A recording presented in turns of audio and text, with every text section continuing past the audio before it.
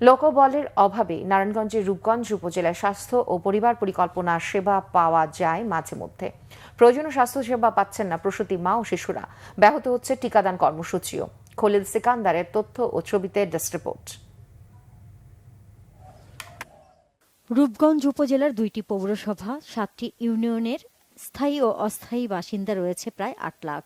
এদের মধ্যে গর্ভবতী মা ও নবজাতক সহ শিশু গৃহবধূদের স্বাস্থ্যসেবা দিতে বিধি অনুযায়ী প্রতিটি ইউনিয়ন ও পৌর কার্যালয়ে 24 ঘণ্টায় যে কোনো স্বাস্থ্য ও চিকিৎসা সেবা নিশ্চিত করার কথা। কিন্তু রূপগঞ্জের সব কয়টি ইউনিয়ন স্যাটেলাইট ক্লিনিকের চিত্র ভিন্ন। শুক্রবার শনিবার জানি আমরা বন্ধ, আর 2 দিন ওনায় বলে বাইরে কাজ করে ক্লিনিকে। আমার এখানে ভালো একজন ডাক্তার আছে, ওষুধপত্র প্রচুর পরিমাণে আছে, পরিবেশও ভালো, প্রচুর পরিমাণ রোগী আসে। প্রতিদিন কমপক্ষে 150 থেকে 200 জন রোগী আসে।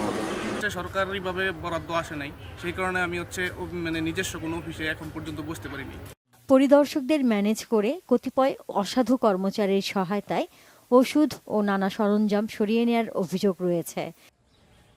21 ডিসেম্বর উপজেলার দাউদপুর ইউনিয়ন পরিবার পরিকল্পনা অফিসের দ্বিতল ভবনের ওপরে দেখা যায় 7 দিনই 24 ঘণ্টা খোলা থাকার নোটিশ। নিচে প্রধান ফটকে চোখ পড়তেই দেখা যায় 2টি কক্ষে তালা ঝুলানো। একই চিত্র মুরাপাড়া ইউনিয়ন সেন্টারেও। নিজস্ব ভবন নেই বলে উপজেলা পরিষদের পুরনো গোডাউনের একটি কক্ষে সপ্তাহে 1-2 দিন সেবা দেয়া হয়, তাও মাঝে মধ্যে। এ ইউনিয়নে স্যাটেলাইট ক্লিনিকের জন্য 30 শতক জমি থাকলেও করা হয়নি ভবন। ভোলাবো ইউনিয়ন কেন্দ্রে চিকিৎসক নার্স সহ সবকটি পদ শূন্য। একইভাবে রূপগঞ্জ সদর, কাঞ্চন পৌরসভা, গোলাকান্দাল ইউনিয়নেও 4টি করে পদ শূন্য অবস্থায় আছে।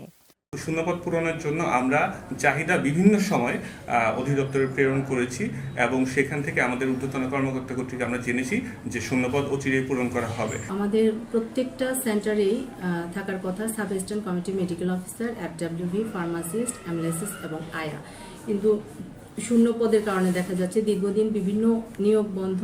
উপজেলা ও ইউনিয়ন পর্যায়ের এসব স্বাস্থ্য কেন্দ্রে 24 ঘণ্টা সেবা নিশ্চিতের দাবি স্থানীয়দের। Bangla vision news desk.